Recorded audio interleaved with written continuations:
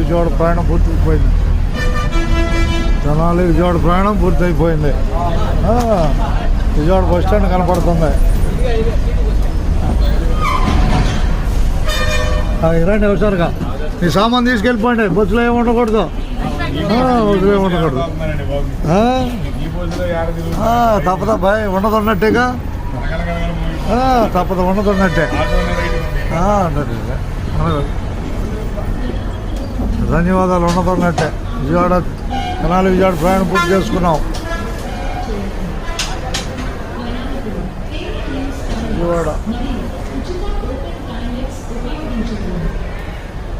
ధన్యవాదాలతో